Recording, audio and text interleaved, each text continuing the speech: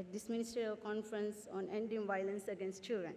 ஒவ்வொரு குழந்தையும் பாதுகாப்பாக வளர்வதையும் வன்முறையற்ற சூழலில் வாழ்வதையும் உறுதி செய்வதற்காக உறுதியான அர்ப்பணிப்பை வெளிப்படுத்தலையும் முன்னேற்றங்களையும் பகிர்ந்து கொள்ளுதல் மற்றும் துரித நடவடிக்கைகளை எடுத்தல் ஆகியவற்றை நோக்கமாக கொண்டு குழந்தைகளுக்கு எதிரான வன்முறையை முடிவுக்கு கொண்டு வருவதற்கான தெற்காசிய அமைச்சர்கள் மாநாடு நேற்றைய தினம் கொழும்பில் ஆரம்பமானது. 2 நாள் நடைபெறும் இந்த பிராந்திய மாநாட்டில் ஆரம்ப நிகழ்வில் பிரதமர் கலாநிதி அருணி அமரசூரிய கலந்து கொண்டார். தெற்காசிய பிராந்திய ஒத்துழைப்பு அமைப்பு, தெற்காசியாவின் யூனிசெஃப் பிராந்திய அலுவலகமும் உலக சுகாதார ஸ்தாபனத்தின் தென்கிழக்கு ஆசிய மற்றும் கிழக்கு மத்திய தரைக்கடல் பிராந்திய அலுவலகங்கள் மற்றும் ஐக்கிய நாடு பொதுச் செயலாளரின் குழந்தைகளுக்கு எதிரான வன்முறை குறித்த விசேட பிரதிநிதியின் அலுவலகமும் இணைந்து ஏற்பாடு செய்துள்ள இந்த மாநாட்டில் இப்பிராந்தியத்தைச் சேர்ந்த அமைச்சர்கள், உயர் அரச அதிகாரிகள் மற்றும் அபிவிருத்தி பங்காளிகள் கலந்து கொள்கின்றனர். அடுத்த 2 நாட்களில் பங்கு கொள்ளும் நாடுகள் தமது அனுபவங்களை பரிமாறிக்கொள்வதுடன் தீங்கு விளைவிக்கும் சமூக பழக்க வழக்கங்கள், குழந்தை திருமணம், சிறுவர் தொழிலாளர் தரவு மற்றும் ஆதாரங்கள் காணப்படுகின்ற இடைவெளிகள்,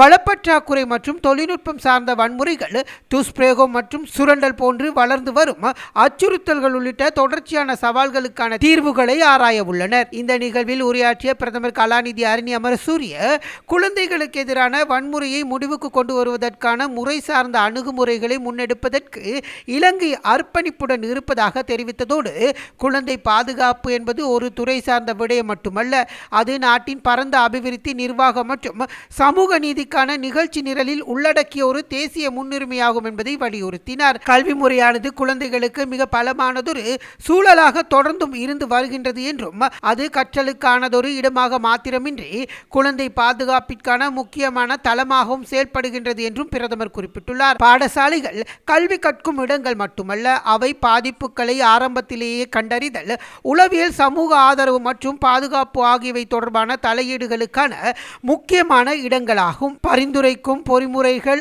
ஆலோசனைகள் மற்றும் பாதுகாப்பு நெறிமுறைகள் உள்ளிட்ட பாடசாலையை அடிப்படையாக கொண்ட குழந்தை பாதுகாப்பு அமைப்புகளை இலங்கை தொடர்ந்தும் பலப்படுத்தி வருகின்றது எனவும் தெரிவித்தார்.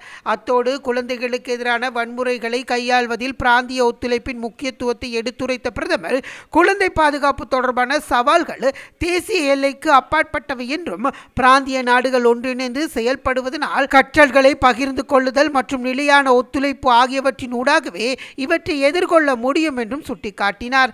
இந்த நிகழ்வில் சாக் அமைப்பின் செயலாளர் நாயகம் முகமது கோலாம் சர்வா, இலங்கையின் யூனிசெஃப் பிரதிநிதி MM பிரிக்ஹாம், குழந்தைகளுக்கான வன்முறை குறித்த ஐக்கிய நாடுகளின் பொதுச் செயலாளரின் விசேட பிரதிநிதி கலாநிதி நஜாத் மல்லா, சிறுவர் மற்றும் மகளிர் விவகார அமைச்சர் சரோஜா சாவித்ரி போல்ராஜ், பிரதி அமைச்சர் கலாநிதி நாமல் சுதர்சன மற்றும் அமைச்சர்கள், அதிகாரிகள், உள்நாட்டு மற்றும் வெளிநாட்டு பிரதிநிதிகள் கலந்து கொண்டனர்.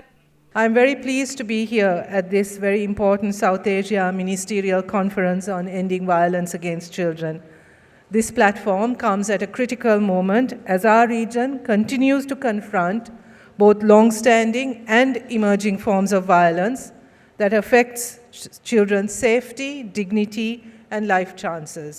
Sri Lanka considers the protection of children not only a sectoral concern, but a national priority embedded within our broader development, governance, and social justice framework. Over the years, we have made important progress in strengthening legal provisions, institutional mechanisms, and service delivery systems. Yet, we also recognize that violence against children remains a complex, adaptive challenge that cannot be addressed through isolated interventions alone. In this context, Sri Lanka has adopted a systems-based approach to ending violence against children, recognizing that child protection outcomes are shaped by the combined functioning of health, education, social security, justice, and community systems across the life course of the child. As was mentioned, building institutional capacity, especially human capacity, is one of the key challenges that we face and one of our key priorities. I think Sasindu also mentioned the fact that children don't have trust in systems. I don't think adults have trust in systems. And this is one of the most important things that we really need to address. At the foundational level, the public health sector continues to serve as one of the most critical entry points for child protection. Sri Lanka's long-standing investments in maternal and child health have ensured high immunization coverage, improved access to nutrition programs, and strengthened early childhood health interventions. These services are now complemented by expanded attention to maternal mental health, psychosocial support, and community-based outreach, particularly for vulnerable families. This integrated health platform plays a preventive role by addressing early risk factors that may later manifest as vulnerability to violence, neglect, or exploitation. Protection, however, cannot end within the health system alone. It must be sustained across the institutions that shape a child's development. The education system remains one of the most powerful environments for children. Schools are not only spaces for learning, but also critical sites for early identification of harm, psychosocial support, and safeguarding interventions. Sri Lanka continues to strengthen school-based child protection systems, including referral mechanisms, counseling services, and safeguarding protocols. There is also increasing emphasis on psychosocial well-being, bullying prevention, and mental health support within schools. In parallel, the education system is addressing emerging digital risks, including cyber safety, online exploitation, and harmful content, as children's learning and social environments are increasingly extended into digital spaces. In the most recent period, Sri Lanka strengthened its school-based safeguarding framework through reinforced policy directives, including a renewed emphasis on zero tolerance of corporal punishment and stronger accountability mechanisms. Safeguarding has also been broadened beyond physical protection to include emotional well-being, mental health, and protection from online harm. Beyond the school environment, child protection also depends on the broader socio-economic conditions in which children and families live, making social protection a critical pillar of safeguarding, and I cannot emphasize this enough.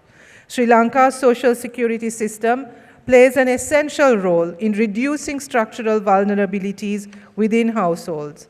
Recent reforms under the Aswasuma program, our social protection scheme, have been strengthened.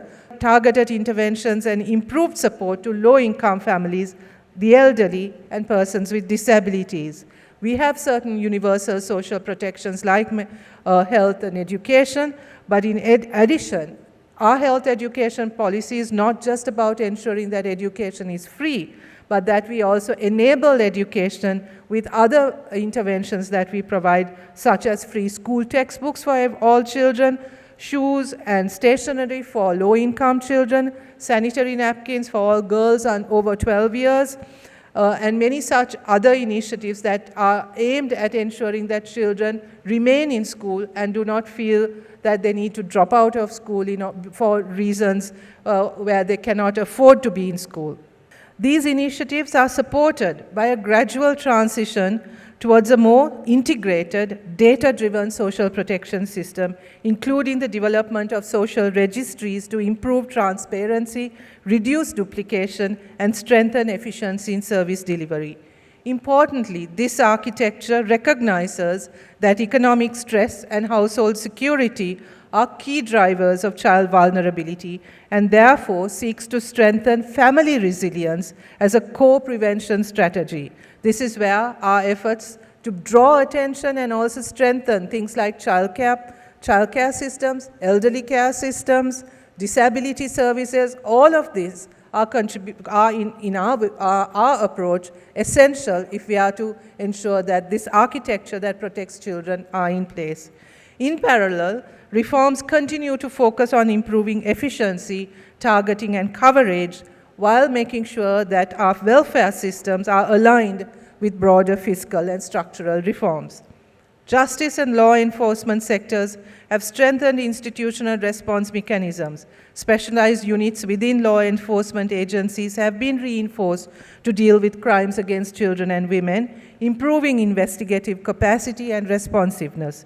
Mechanisms such as the 1929 Child Helpline and child-sensitive reporting systems continue to serve as important entry points for protection and referral, ensuring or attempting to ensure that reports of violence are received and acted upon in a timely and coordinated manner. However, we must acknowledge that despite all of these initiatives, there's much more we need to do, much room for improvement, particularly improvement in our coordination and collaboration between these different sectors that don't see themselves in isolation, but as a coordinated response that is about strengthening the system and the environment within which our children live. Sri Lanka has placed increasing emphasis on early childhood care and development as a foundational pillar of long-term violence prevention. The National Multi-Sectoral Strategic Action Plan, or in ECCD 2025-2029, reflects a shift towards greater integration of health, nutrition, early education, and child protection services under a unified framework. This initiative is led and coordinated by the Ministry of Women and Child Affairs, with implementation shared across key sectors, including the Ministry of Health, Ministry of Education, and provincial and local authorities. The National Secretariat for Early Childhood Development serves as the central coordinating mechanism. Efforts are also underway to strengthen curriculum standards and quality assurance in early learning centers, which have remained largely unregulated, reflecting a clear recognition that investment in early childhood is one of the most effective long-term strategies for reducing vulnerability and promoting protective environments. Despite these advances, significant challenges remain, including digital forms of violence, service delivery gaps, and inequalities in access to protection services. This, I think, is the problem that we've struggled with for over 10-15 years. Continued political commitment and institutional investment are essential to ensure that reforms translate into meaningful change at the community level, and that next year or the year after, when we again meet, that when children like Sasindu come up here and speak, they will be talking about the next level of problems and not these basic problems of service delivery gaps that we've been talking about for years. I would like to reiterate that legal and institutional reforms are not sufficient on their own. For years we have done this. We have brought in legal reforms. We have had endless campaigns to raise awareness, but we know that their effectiveness goes only so far. Ending violence against children requires addressing those deeper social and cultural norms, particularly around discipline and violence. Efforts to strengthen child rights-based approaches have at times encountered resistance where corporal punishment has been socially normalized. This underscores a critical lesson. Sustainable change requires enforcement of laws, sustained public education, community engagement, and long-term shifts in social norms. And those social norms can be shifted, but they cannot be shifted if we just look at it in isolation, but we look at what it is that sustains those social norms. That is what needs to be shifted. At the regional level, this conference provides an important opportunity to strengthen cooperation across South Asia. Challenges such as online exploitation, trafficking, and migration-related vulnerabilities are inherently transnational and require coordinated responses under the EVAC framework.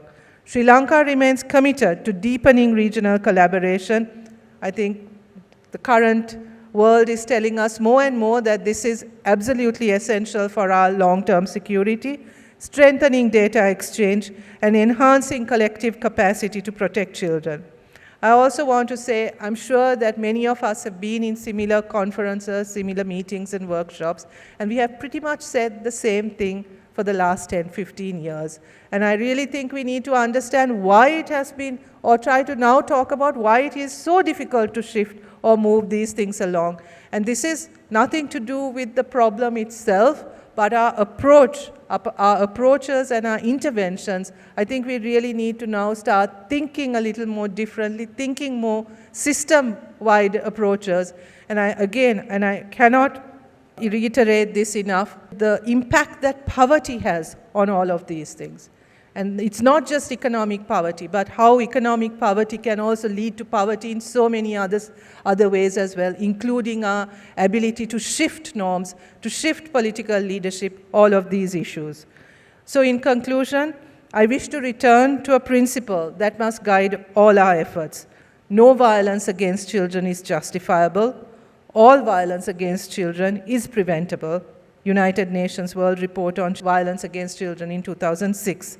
Sri Lanka reaffirms its commitment to a comprehensive, system-based approach to ending violence against children. Our shared responsibility is clear: to ensure that every child grows in safety, learns in dignity, and develops to their full potential. Thank you very much, and I hope you the rest of the மேலதிக செய்திகளுக்காக எமது YouTube தளத்தை subscribe செய்யுங்கள்.